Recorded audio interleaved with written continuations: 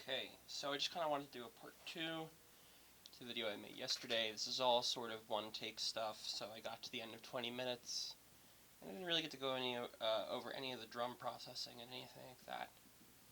So this is a PDP concept maple kit. It's maple shells, jazz sizes. I think it's a 12-inch tom. I think it's a 14-inch floor tom. And that's a 20 or 22 kick. I believe it's 20. Don't remember off the top of my head. And then the snare, I go between a couple of different snares. This is a pearl steel or aluminum. I think it's aluminum. It's a 13 by 6. I'm a big fan of the 13 diameter shells. I only really have two 14s, and I don't use them at all. I'm really going between three 13-inch snares. This is an aluminum one. I have a Pearl Modern Utility, which is the 13 by 5 maple shell. And then I have the Pearl Omer Hakim Signature, which is a 13 by 5 mahogany shell. So I really, really like what you can get out of the 13. They're definitely my favorite. But I have the different types of materials for different tonal properties. For the cymbals are kind of the same as the drums in that I prefer smaller sizes over bigger sizes. So the hi-hats are 13-inch Zildjian New Beats. My splashes are 6 and 8-inch Zildjian A Customs. This is a 18-inch Sabian AAX Studio Crash. I really like the AAX Studios. When I was young in high school, this was as close as I could get in affordability to the Zildjian A Customs. I could never afford the A Customs, so the AAX Studios series was what I had access to, and they're fantastic. I have a 14, a 16, and an 18.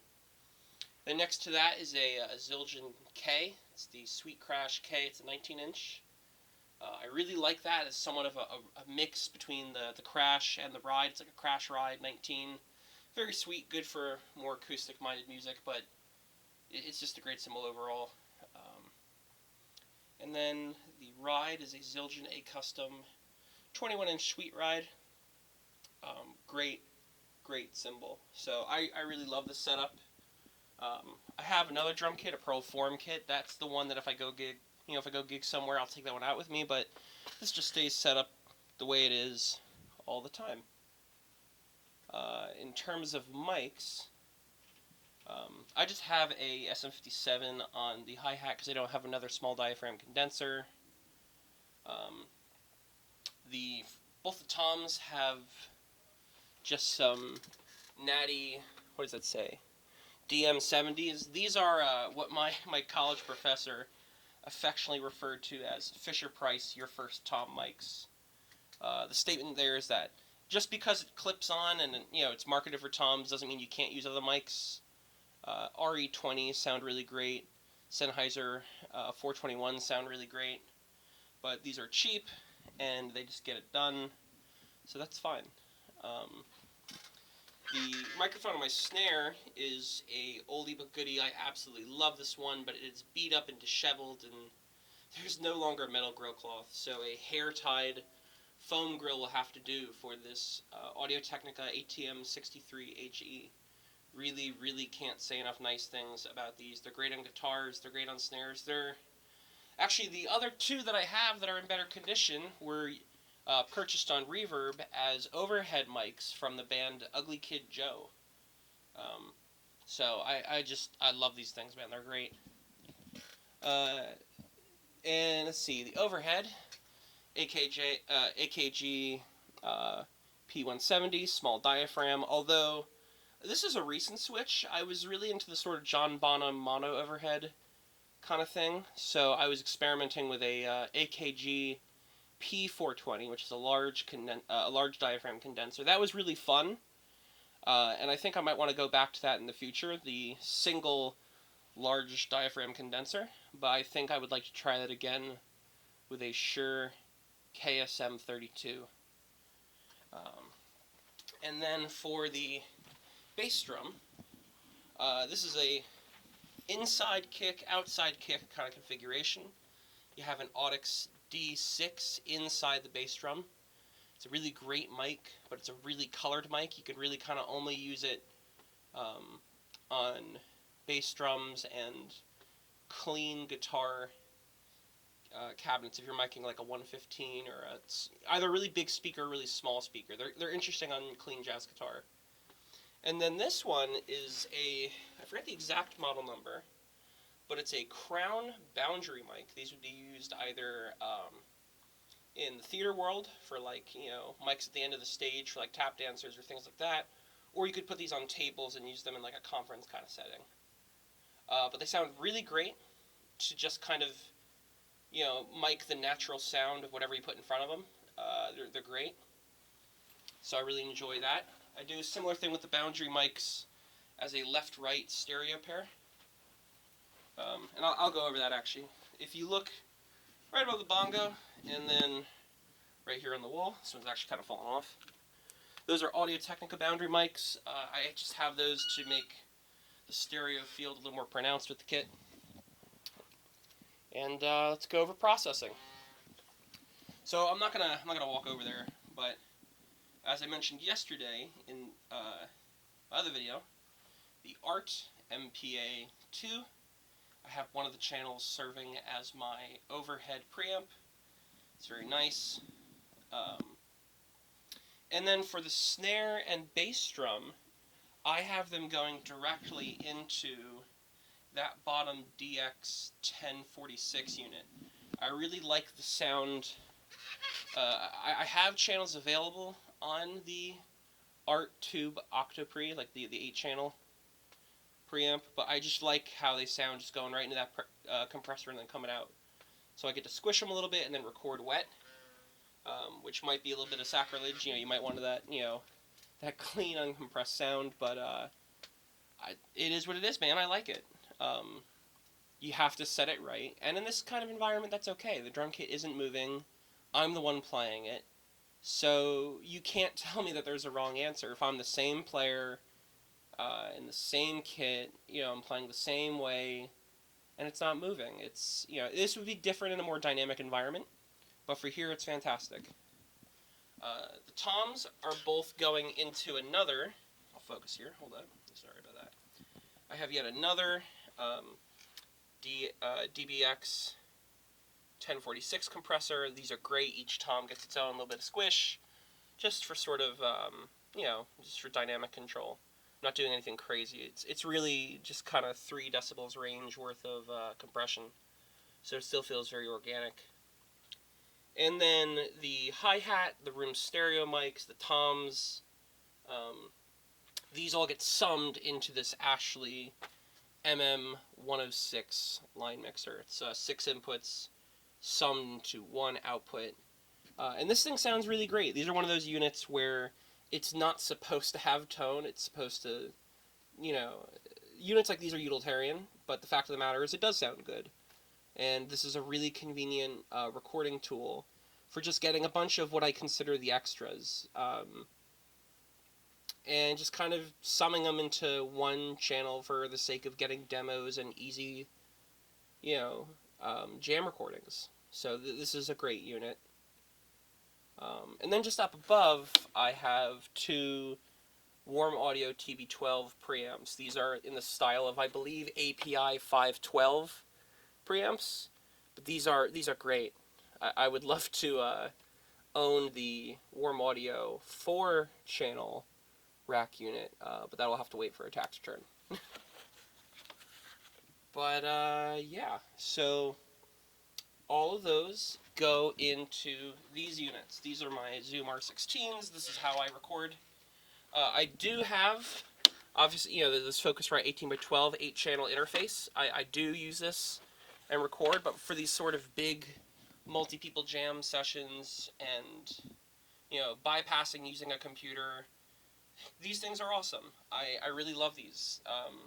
These are units that have inspired me. I got these, early in sort of the recording experience for me.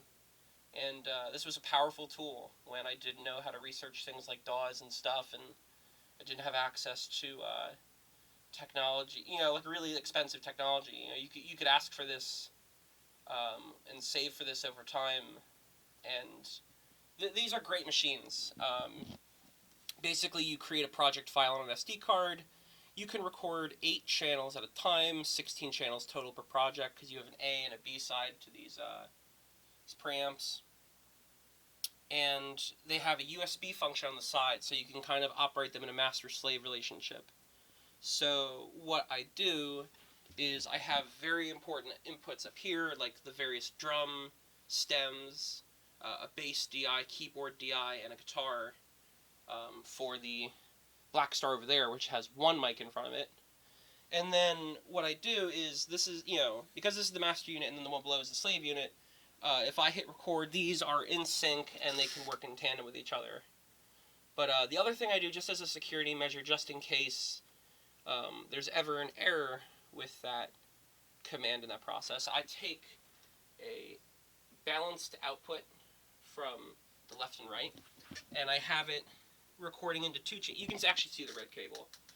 And that way, because they're in sync, I can take a sum of the first channel's audio, and I can bring it into here, and if something ever goes wrong with how they were synced or anything like that, either way, at the end of the day, I have an acceptable mix bounced to these 2 channels. So worst case scenario, I could scrap a machine entirely and just have that summed output and live with it. I'm not, something like this is just, for jams and, anything more professional, I'd probably be using either these one at a time, not 2 of them synced like this, or I would be using my interface with Logic. So this is great. I have my other guitars plugged into here. I have my vocal mix plugged into here. And over there, I'll walk over to it. I just have a large diaphragm condenser that literally sits in the middle of the room. I don't even know what model this is. I bought this for $25 off of a coworker. MXL V63M. So the theory behind this is when you look behind it, it's relatively in the center of the PA, it's relatively in the center of the room, and you get a nice mix of the whole room. This big wood pillar in the middle is actually kind of nice because it helps shield the microphone a little bit from the drums, just because there's a big stick in the way. So in terms of getting a nice balance of what's going on in the space, this is a great setup. It works really well like this. And yeah, I'll just take another walk around the kit. Get a look at everything. Dusty. Gotta dust this kit off sometime soon. Get a good look at everything. Got the little Meinl tambourine on the hi-hat for a little extra tone going on. And I love these LP low-pitch blast blocks. These are awesome. They're a plastic percussion block, and I really like this thing because it is a in-between sonically of a cowbell and a woodblock. It's a very nice, impactful, but still kind of mild, not overbearing percussion sound. I absolutely love it. And yeah, these are Remo coated Emperors. I don't remember what they are on the Resonance side, actually. Nope, they're just the PDP stocks. So probably, yeah, Clear Ambassador or Emperor clone kind of deal. The kicks, I'm very adamant about this type. This is the Remo Power Stroke 3. This is my, with the Flam Slam, of course, yeah. But this is my bass drum head. I will be playing that for life. I really like these. And the Power Stroke Coateds are also great on snares, but on this particular snare, I have a Remo Emperor Black Suede. I really, really like these dark tones. I have another one of these heads on my floor tom of my other kit. These are really, really cool, these Emperor Black Suedes. They're a little more expensive. Probably about 1.5 times the cost of the regular Emperors, but these are super cool. Big fan of them. I like my snares tuned high, but still kind of dry.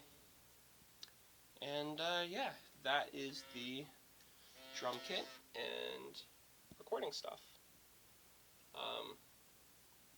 If you like it, please leave a comment. I'd love to hear what your thoughts are. And have a great rest of your day. Thank you.